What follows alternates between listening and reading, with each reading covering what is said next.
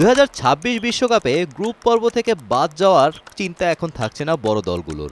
48টি দল খেলার পাশাপাশি তৃতীয় অবস্থান থেকে নক আউটে জায়গা পাবেন অনেকে, ফলে গ্রুপ পর্বে বাদ যাওয়া নিয়ে চিন্তা কম করছে বড় দলগুলো। তবে ব্রাজিলের গ্রুপ তুলনামূলক সহজ হলেও যে কোনো একটি ম্যাচ হারলেই পড়তে হবে চরম বিপদে।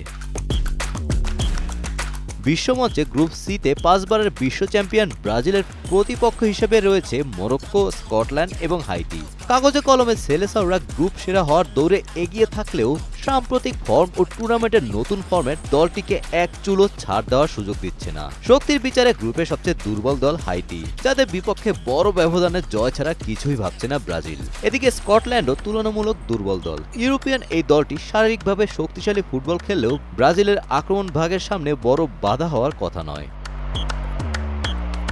তবে ব্রাজিলের প্রথম বাধা আসতে পারে মরক্কো থেকে। কাতার বিশ্বকাপের সেমিফাইনালিস্ট মরক্কোই এই গ্রুপের ব্রাজিলের মূল প্রতিপক্ষ।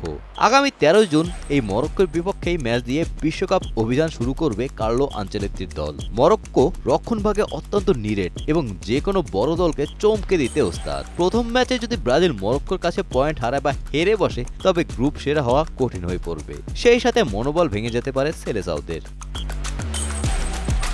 ব্রাজিল যদি মরক্কোর কাছে ম্যাচ হেরে বসে, তবে দ্বিতীয় স্থানে নেমে যাওয়ার ঝুঁকি থাকবে। গ্রুপ সি রানার্স আপ মুখোমুখি হবে গ্রুপ এফ এর চ্যাম্পিয়নের সাথে, ফলে রাউন্ড অফ 32-তে নেদারল্যান্ডসের সামনে পড়তে হতে পারে তাদের। এ কারণে গ্রুপ পর্বে একটি ম্যাচ হার পুরো টুর্নামেন্টের পথ চলা কঠিন করে দিতে পারে। বাছাই পর্বে ব্রাজিলের পারফরমেন্স খুব একটা ধারাবাহিক ছিল না, এমনকি তারা প্যারাগুয়ে ও আর্জেন্টিনার কাছে হেরে বেশ চাপে ছিল। এই নড়বড়ে ফর্ম নিয়ে বিশ্বকাপের ছোট দলগুলোর বিপক্ষেও পয়েন্ট হারালে তা হবে বিপর্যয়কর। Golam Rabbani, Times today.